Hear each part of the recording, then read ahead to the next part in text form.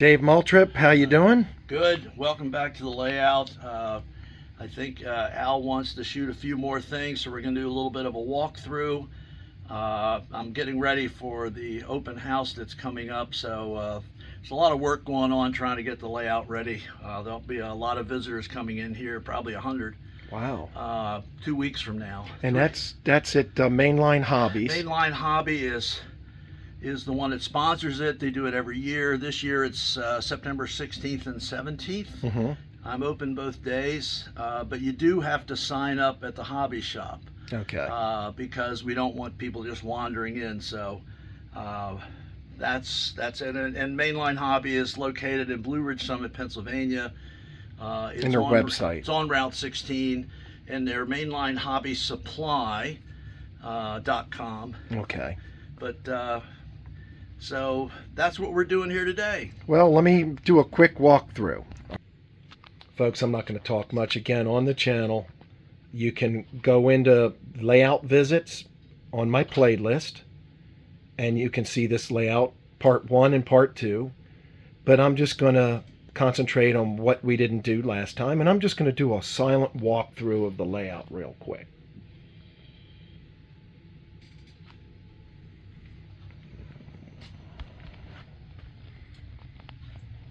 Kind of as the crow flies.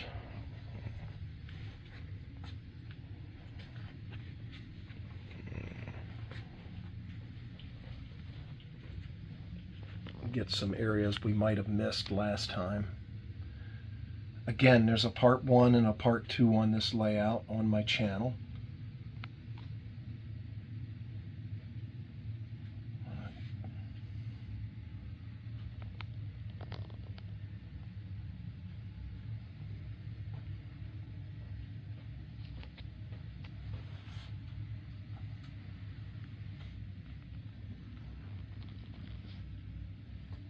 Just give you a walk around, and if you want more information on the layout, you can check out the channel, Dave Moltrup, Steel Mill Layout Part 1 and Part 2.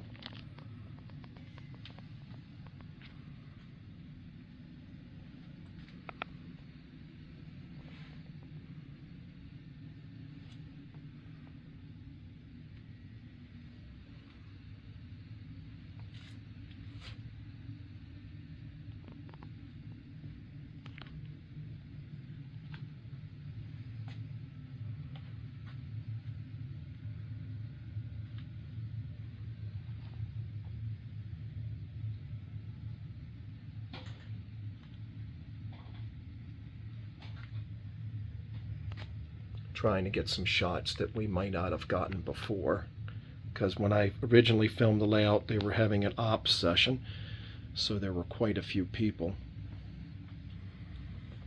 And I'm gonna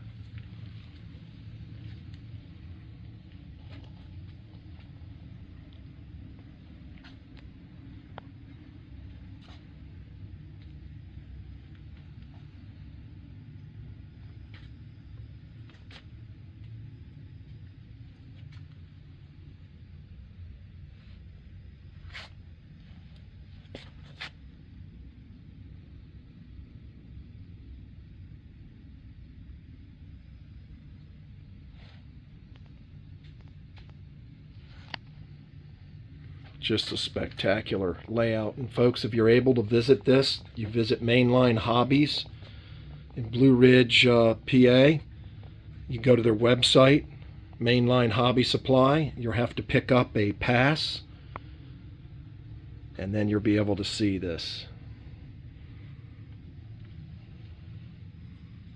Lights are on out here. Alrighty, let me.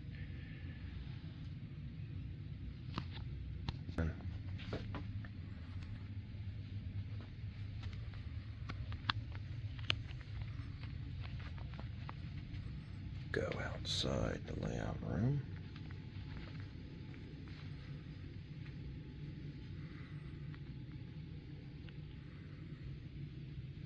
Wow, yeah, this was... We ran out of video last time when we were filming this transfer table, so in a minute we're going to be with Dave, and we're going to spend some time on this section of the layout that we didn't have time to film last time. And this engine facility is a really interesting engine facility. So let's go get Dave and we'll talk about it. Dave, tell us about this engine facility. This is just it's two of the Walters engine shop facilities. I don't have a roundhouse per se, so this is actually a Moltrup steel repair shop and our version of what would be a roundhouse. We do have a turntable here and a car shop as well. Wow.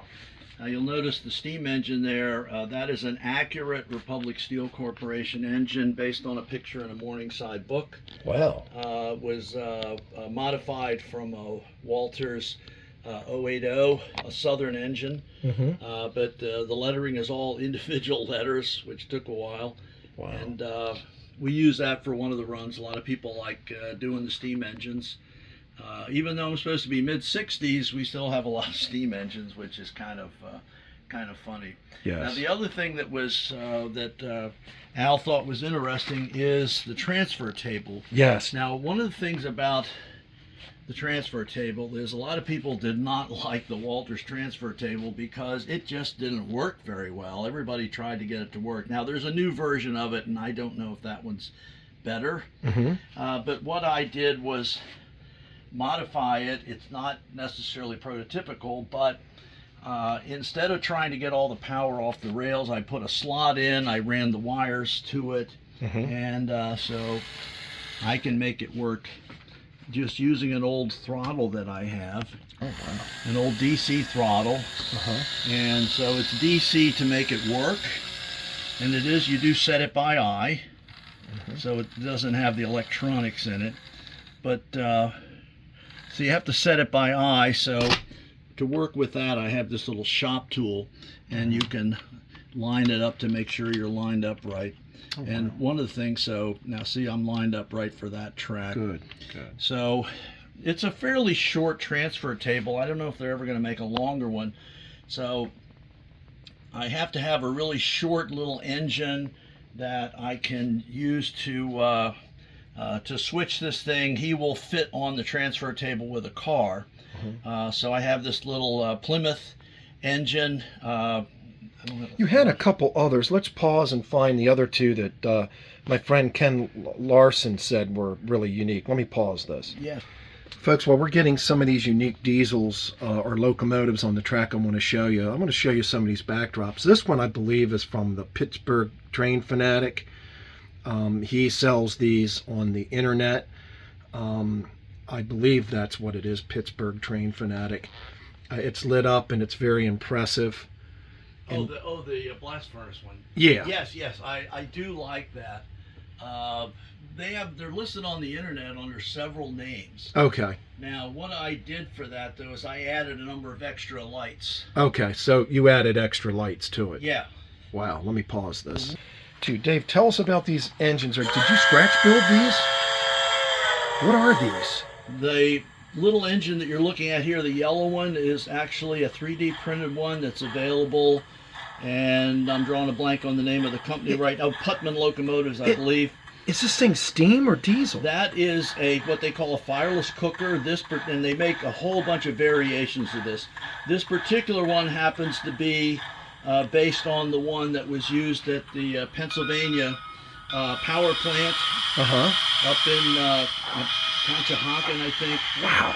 And the Fireless Cookers did not have a boiler. They had an insulated big tank on them, and they filled them up with steam from the power plant.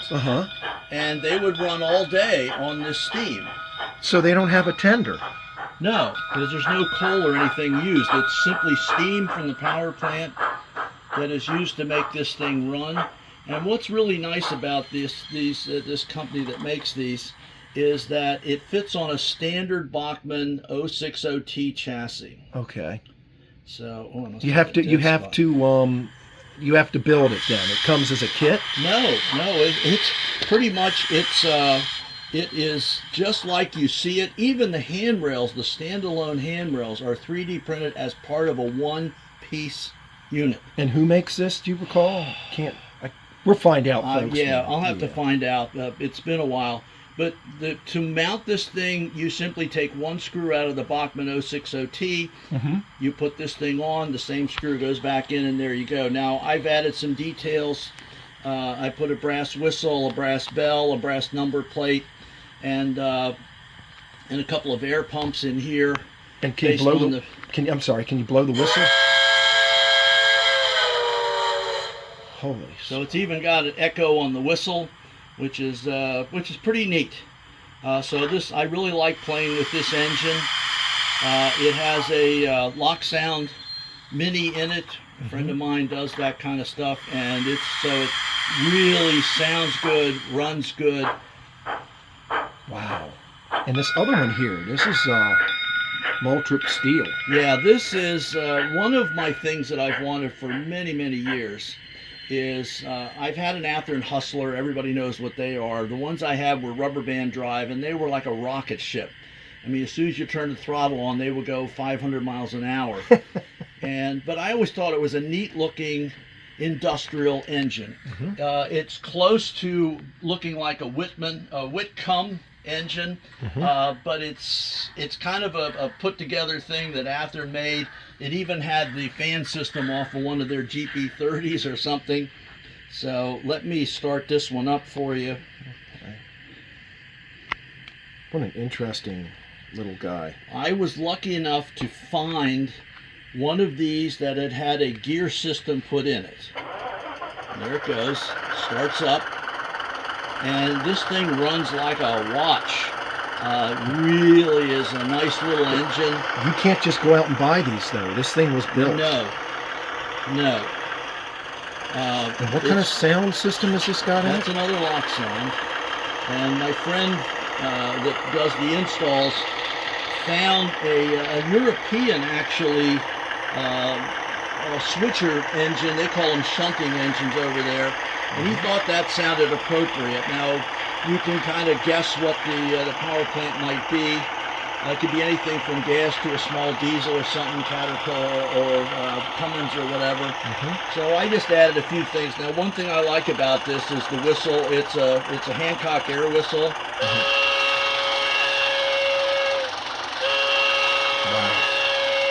Very unique sound. I remember hearing that a lot around Bethlehem Steel at Sparrows Point. I would go up there and hang out a lot of times, and Bethlehem Steel was partial to this type of air horn. This is really cool. So I really like this thing. It's a good switcher. I mean, it will only handle a couple cars, but it's reasonably heavy. And then the last one that we were going to look at is the one I use on the transfer table. All right. And we'll start him up. He's right here. What is this thing? He is an accurate Plymouth. There's two companies that make a Plymouth that almost identical, except this is Broadway Limited, and it has a 3-axle system, and the one that Athearn makes is a 2-axle system. Now, one thing that I had a problem with the Broadway one originally was it didn't have a keep alive. So it would stall really easily with the small wheelbase and everything. So now, and this didn't come with this, my friend who's a wizard with sound and decoders has managed to squeeze in a sound system and a keep alive and everything. Wow. Does he have a website or no? He just does. I don't want to give out his name or anything because he only does work for friends. Okay. And one thing is I can fit this on the transfer table. Now the transfer table, the rails are DCC. Okay. So I can stop him out here, and then I can run the transfer table to any one of the tracks, and the engine will keep running, hopefully. Oh yes. It's a pretty small wheelbase.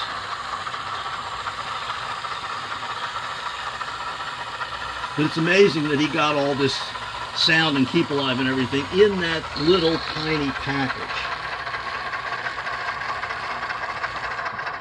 And this is, let me see if I'm lined up here, looks like it. Yeah, I think. This is my, everybody has to have one I think these days, my Virginian and Ohio was one of my real things that I thought gave me the confidence to do my railroad the way it is. Right. So I wanted to have one of these cars, and I couldn't find them. They came out with several different anniversary ones at different times, and I missed all of them. So I was lucky enough, a little derailment there, I was lucky enough to get a set of decals for this thing. Oh, wow. The V&O. Yeah, there's a company that comes out with them occasionally. Let me see here. I'm getting lined up a little better. No, that's okay. That's fine. Let me go ahead and pause this. Yeah, that's fine.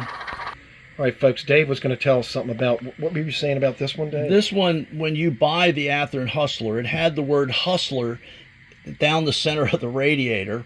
And, of course, I didn't want that, so I managed to get the Whitcomb name spelled out, and this is the way Whitcomb put it on there. So it makes this essentially officially a Whitcomb locomotive. Now, my wife, who does a lot of good artwork for me, made this decal for me to get the right size. I couldn't have done the letters. I mean, there just wasn't anybody that made letters like that.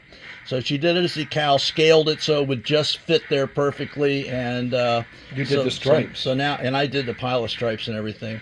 So now it's a Whitcomb. Wow. Let me pause. All right, Dave, we're going to start talking about some of your custom cars. All right, so I like specialty cars of all kinds, particularly steel mill cars, but I also like the ones that do specialty loads.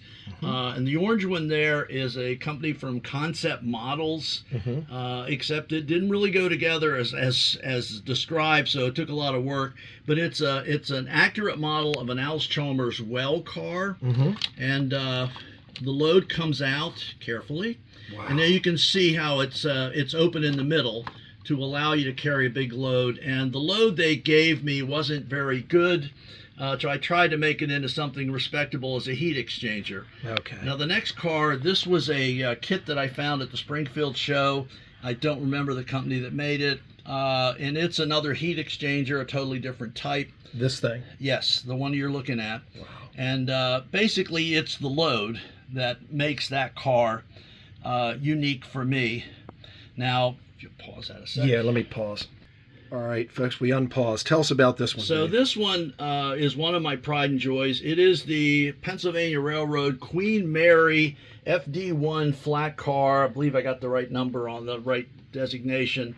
And they make it in brass, and they make it really nicely in brass, but I could not afford the brass one. So this is scratch built. The whole thing is scratch built except for the trucks. Okay. So that's how I could afford, and the decals. The decals, there's a company, a guy that I think just works out of his basement that makes the exact right decals. This car was a one of a car as far as lettering. The load on it is from Shapeways, and it's a turbo generator. And the publicity photo at Westinghouse of this car carrying its very first load was this. Was this particular turbo generator. It's an exact copy of it with the Westinghouse name and everything, which my wife did for me. Wow. And this is a huge car. It still exists to this day. If you want to see it, it's at the Altoona Railroaders Museum in Altoona, Pennsylvania. They have saved it. It lasted through the Pennsylvania, Penn Central, Conrail, Norfolk Southern, and then it was donated to the museum. Wow, let me pause here. All right, we're gonna, folks, forgive the pausing and unpausing. Dave and I are having it's like Christmas, isn't it? So this is something that I thought was really unique that I never thought would be available, and there was a guy designed this thing at Shapeways. It is an accurate model of a Pennsylvania Railroad street locomotive that was used on the docks in Baltimore and New Jersey. I don't think it was used in New York, but in Philadelphia. And what it was a battery operated locomotive that could go on the street, and it could also go on the rails, because many of the warehouses along the waterfronts had very, very sharp curves going into the buildings, and the steam engines were prohibited inside the cities for the most part, and none of the diesels could get in there. So they used these things, and eventually they were like turn of the century is when they were made. And these were battery powered back then? They were battery powered, but eventually they decided that they needed something else. So they put a small gasoline engine inside the cab that had no hood over it. So I can't imagine the guy that was operating this thing. It must have been just incredibly hot in there. And not to mention they had an exhaust coming out of it, but still, you have a gasoline engine running right next to you that has no insulation over it whatsoever. It's just out there. But that's eventually what they did. And these eventually were replaced until these warehouses along the waterfronts all became too valuable property. The warehouses all went away. But the Grove Company modified one of these devices called a tug that you see pushing out your airplane from the gate at the airport. They modified one and put couplers on it and everything, and that's what they used after a while, and it had pneumatic tires and everything. But this was the original, and it's amazing that that somebody made a model of it. Do any exist anywhere to this day? Not that I know of. No, I think they're all gone, unfortunately. They would have been pretty neat if somebody would have saved one. And on my railroad, since I don't have docks or anything, I decided to make it a load on a Pennsy flat car, and it could be going to be repaired, to be junked, or possibly we're donating it, Pensy's donating it to a museum, which would have been nice. So this way I can have this locomotive, which I really like, and since I don't really have a place for it, it rides on this flat car and gives me an interesting load. Incredible. All right, let's pause and go to the next one. All right, Yeah, sure. Folks, I just wanted to crawl in here because when I did the original video, I couldn't get in here. Dave, tell us, we talked about this pipe organ factory on the original. I prided myself on the layout of keeping everything original to Beaver Falls, Pennsylvania, my hometown. With this exception, I became obsessed with the Moeller pipe organ factory that's in Hagerstown, Maryland. It still exists, although Moeller went out of business a long time ago. They're supposedly making it into condos. But I decided that I had to build this thing and make it look right. And one of my favorite things about it was the painted on brick sign that said Moeller pipe organ. And so my wife made the decals, and I just put lots and lots of Solvaset on it until it settled down into the bricks. So it looks like it's painted on. The center portion of the building at one time was the largest final assembly hall that was used to assemble the pipe organs and test them and before they were sent out to the churches and where have you. And then the pipe organ would be taken apart and shipped to the customer.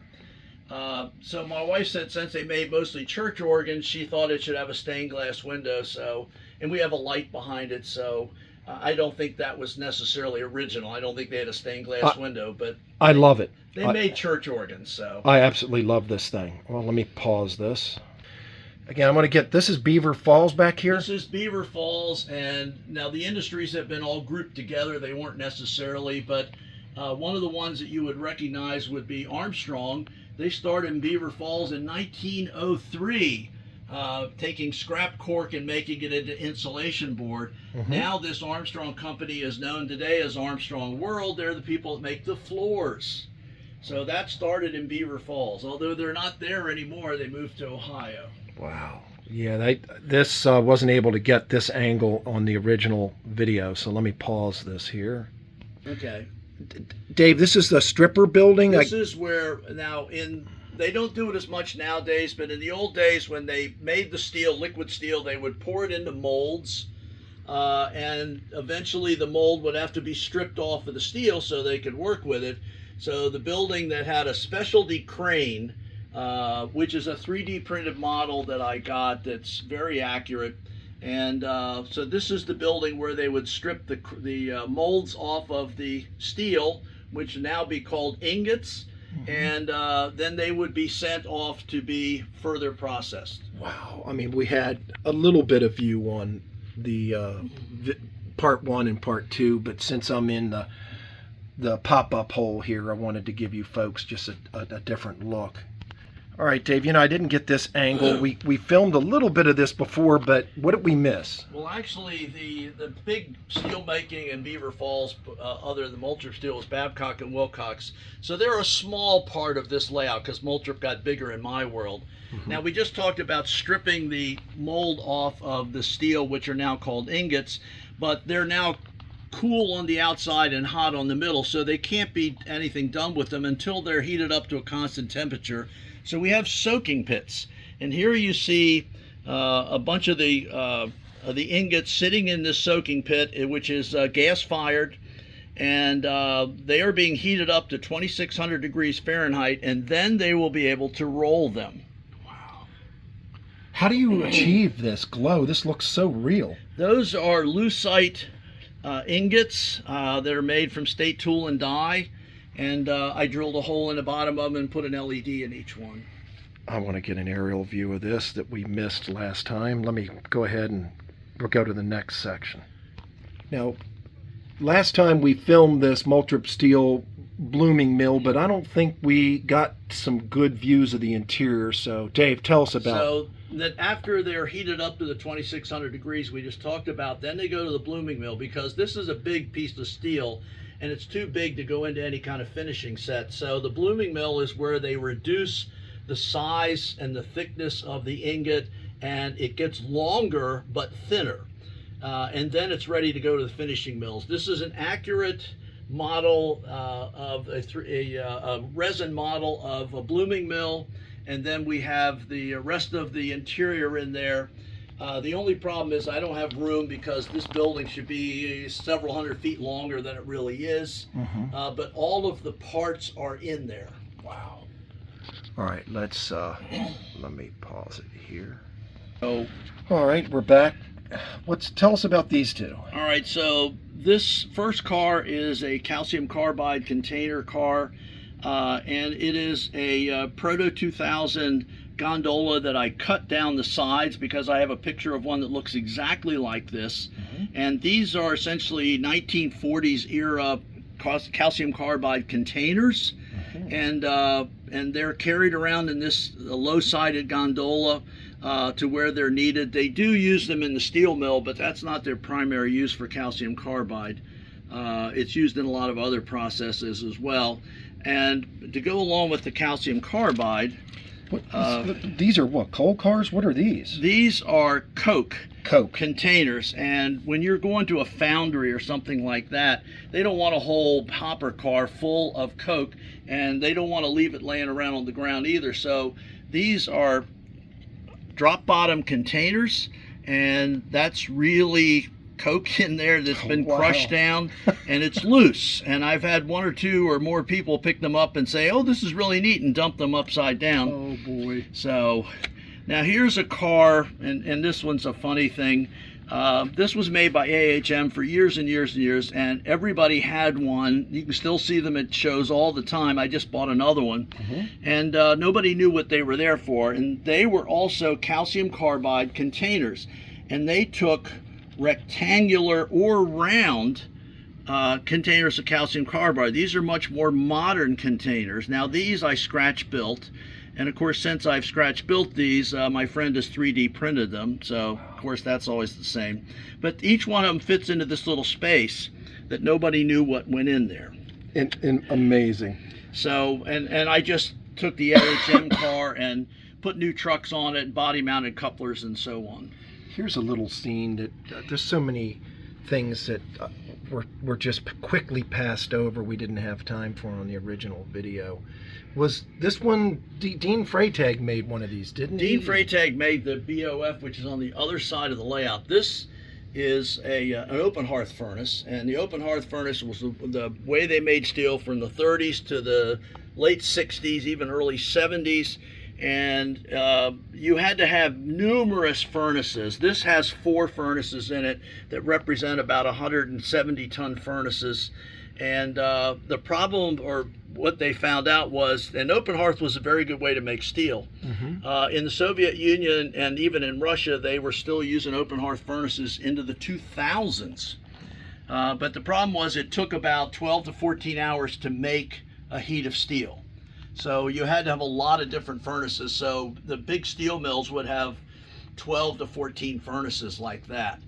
And nowadays, in modern times, we have something called the basic oxygen furnace. And the basic oxygen furnace can do the same thing and make 200 tons of steel in 45 minutes instead of 12 to 14 hours. So my open hearth, my BOF was actually made by Dean Freytag, and I'm very fortunate to have it. That's on the other side. And we'll see that on the other side. So my reason for still having an open hearth at Moltrup Steel is that, first off, we're very backwards and very tight with the dollar. So far our BOF only has one vessel. So we can't make enough steel to satisfy the iron that's coming out of the blast furnaces. So we still have some open hearths. And eventually Moltrup will get off of some money and they'll put a second vessel in the BOF, but I don't know, they're pretty cheap. Wow, let's pause this. These beautiful concrete trucks. Yeah.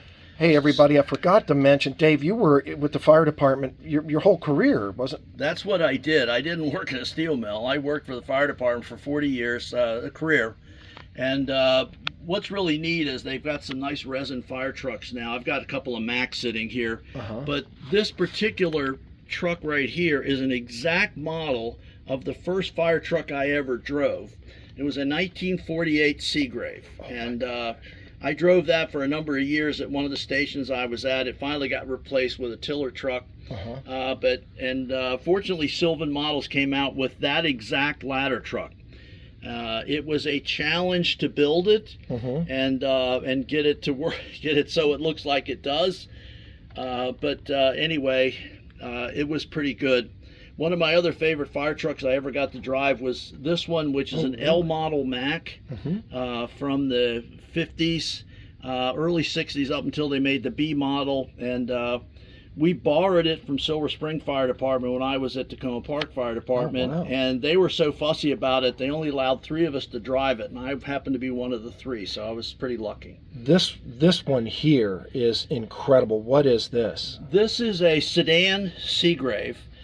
Beaver Falls had one, although they had an older version of it, which I've since acquired a kit from Sylvan to make it. But I just haven't finished it. But Detroit started this idea with a fully covered hose bed and everything, as opposed to an open hose bed that you see right next to it and also in front of it. And there was a walkway in between through the center of the hose load that allowed the guys to ride inside rather than on the back step. And I guess Detroit, with the weather and everything, is why they started doing that. But that was a Sylvan model. They have a vast array of models. They take a little bit of work to put them together. They're resin, so you got to use super glue and everything, which is a little messy. Right. But they make into some fabulous models. Yeah, we completely glazed over this, folks. My apologies in the original video. So we've got it now. So let me pause this. We'll go to the next area. Okay, Dave, we're back. Tell us about these. I'm a sucker for hot metal cars, so I have way more than I need. One of the ones I've been working on recently is this 300-ton. This is a model, a very accurate model, I believe, of the ones that were used at Sparrows Point. Bethlehem didn't use these at Bethlehem or any of their other plants, but at Sparrows Point, they had 20 of these, I believe, and they were 300-ton cars. They have 4 trucks at each end. And these are from Trix, except they don't look anything like this, so I modified it quite a bit to make it, and I had a bunch of pictures, fortunately, of the cars at Sparrows Point, so it's pretty close to that. And these things are really, really heavy, and even with those 4 trucks on them, they track through my number 4 switches and 18-inch radius curves very well. This is one that was built for me by John Glab, who's unfortunately passed away. But it's waiting to be finished modifying it. He's the one that took the pictures at Sparrows Point for me. Wow. Which one? John built one of these? John modified this one for me, and I still have one original that I haven't done yet. But you can see I want to add the brake equipment and a few other things, and maybe change a little bit here and there. Like I have the open, this is open here instead of being enclosed, and on his it's enclosed. So and I noticed that the real ones, that was open.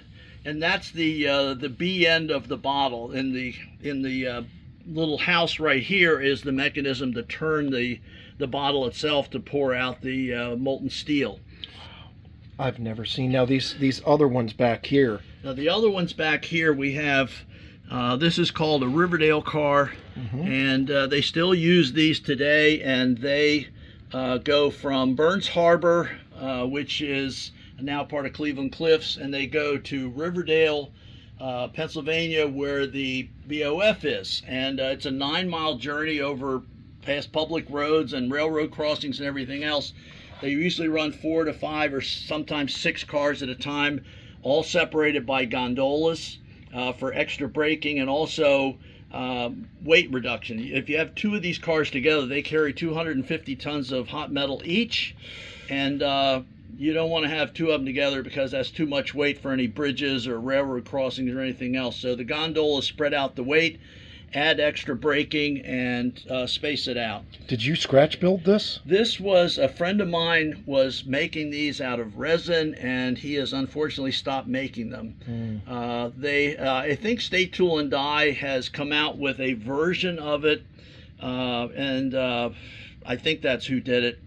But if you look at on YouTube, there are several videos that show these cars being transported. There's even some where the guy with a drone follows them. Now, what you don't see on my car right there is that they have a cover on them. And I can just, I'm sorry, I was just going to grab that. When they transport them, they have a cover that looks pretty much like that. Okay. And that's to do 2 things. It maintains the heat in the bottle, so you don't have heat escaping through the hatch on the, or the opening on the top, and also it prevents any splashing. So if they were to, have some slack action in the train or something as they're going through public areas, you don't want 3,000 degree molten iron splashing out as the train's going along, because very quickly I'm sure there'd be a lot of complaints and lawsuits and everything else. So they do put a cover on them. Wow. Dave, let's keep it going. Let me pause this again for just a second here.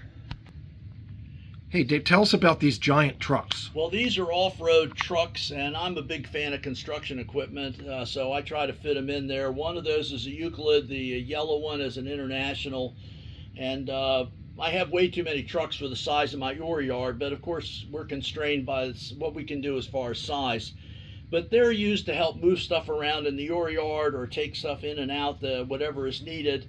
So when I do an ore train, which is one of my operational things, we run, the ore train goes from the staging area over, so we're getting our ore from probably Michigan. Sometimes it's coming from Philadelphia, which is Venezuelan ore. And it gets in here. We have an empty train sitting here, but a full train will go through the rotary dumper. Okay. And it can dump 2 cars at a time. Mine does not actually work, but we simulate it. So when it dumps the cars over, they go down into this pit underneath, and they get sucked up by a conveyor. And the conveyor, as you can see, goes upwards and goes across, spanning a couple of trestles, and over to where it dumps into the ore yard. Now, what is this guy down here? That is an ore transfer car, and what underneath the high line, the reason there is a high line is underneath are bins that contain iron ore, coke, and limestone, and possibly a few other things that are designed to go up into the top of the blast furnace, and that's where we get our iron from. But when the bridge crane dumps takes the iron out of the yard, and he can't go around to all the bins to put it in there, so they load it into this car right here, which is a self-propelled car, and this is a kit bashed thing, and Dean Freytag made this one as well. And he will go around and dump that iron ore into the different bins. And you can see actually some of the bins down at the other end where the trestle is open. Yeah, let me get a shot of that. So I don't actually have the bins down under there, but underneath there is another railroad car that must be one of the worst jobs in the mill, because the guy is underground all day. I've ridden on one of these. They call it a scale car. It's dark and it's dank and it's everything you can't imagine. And what his job is to go around to the bins, and the blast furnace manager will tell him what he wants. And this guy will measure out from the bins the amount of iron ore that he wants, the amount of coke that he wants, or limestone, and you can combine them. You could have all three of them in one skip. And then the skips that you see here, these little pieces that go on the rail that are pulled up by a cable up to the top of the blast furnace, and they dump in. So as one's going up, the other one's coming down. And this guy in the scale car is really busy because he's got 2 blast furnaces. He has to keep stocked with this stuff because this stuff never stops. It's moving 24/7. Those skips are going up and down there in a very short amount of time. So, and you better have the right amount of stuff that the blast furnace manager is asking for. Wow. All right, let's pause this. All right, well, we're going to have to end the video on this. This is Dean Freytag. You wanted to talk about Dean Freytag, I guess. Dean was a friend of mine and became a good friend of mine, I must say, in his later part of his life. Before he passed away, I got to spend a lot of time with him. I got to go down to his layout, and I always admired his basic oxygen furnace, or BOF. And I asked if he could build me one, but I only had room for half of it because of my space constraints. So Dean built this for me, and it's 36 inches long, actual length. It's huge, and you can tell by on the top with the recovery system, the environmental recovery system, that there's only one BOF vessel in there. And of course, this is the building where I said they can make this steel in 45 minutes as opposed to 12 to 14 hours. So what we do here is the hot metal cars that you saw over by the blast furnace will come over here, and this is the dump house where they're dumped out, and then the empties are picked up and taken back. And usually a train will come over here with loads and go back with the empties. So it's a continuous process. This is beautiful. Let me grab a corner shot here. Now, is this a water pool for cooling purposes? That is a small door thickener, and I only had room for that one. What a door thickener is all of this environmental stuff that they're bringing down ends up being washed with water to get the dirt out of the gases so that they now have clean exhaust going up into the air. Well, how do you separate the dirt out of the water? Well, the door thickener it's very similar to the things you see at a water treatment plant. There's an agitator that goes around, so the water stays up on the top, the dirt all goes to the bottom, and eventually, at some point, they drain the water out, and some poor worker has to go in there with a shovel, and maybe they use some machines on the larger ones, and shovel out the junk at the bottom, which is all soggy and wet and stink. That's what it is. So I guess Dorr is the person that invented it. I do have a larger one, but you can see by the constraints of the scenery, I had to use a small one there. But that's what that does. That sifts out the dirt from the water, and then they can reuse the water. Wow. Folks, we could spend all day here, and unfortunately this camera is getting ready to run out of some power. But Dave, I want to really thank you for doing this, and your open house again is September 16th and 17th. I'm open both days. The first day is 10 to 4. Second day is noon to 4 on Sunday.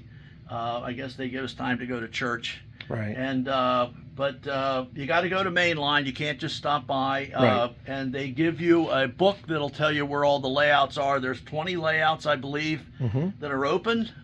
You probably can't go to all of them, but there's some really, really good layouts that you can go see. And plus the fact that Mainline is having a big discount sale, which is part of the open house, part of the reason they have the open house. Okay. Well, Dave, I'd really appreciate this. And again, folks, I don't have any information on this show. You go to mainlinehobbysupply.com to find out about the show. Dave, thanks so much. Absolutely. Thank you for coming.